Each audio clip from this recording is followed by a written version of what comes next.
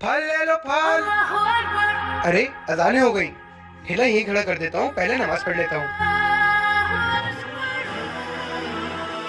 हाँ भाई, नमाज पढ़ने जा रहे हो? जी भाई। पहले ये बताओ कौन से फिरके से हो? भाई मतलब समझा नहीं।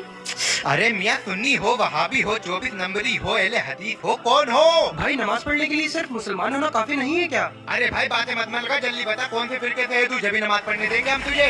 भाई मैं एक अल्लाह पे ईमान रखने वाला हूँ और नबी करीम हुजूर सल्लल्लाहु अलैहि वसल्लम का उम्मती हूँ। क्या इतना नमाज पढ़ने के लिए काफी नहीं है मेरे लिए? और मेरे भाई, क्या आप बता सकते हैं हमारे नबी कौन से फिरके से ताल्लुक रखते थे?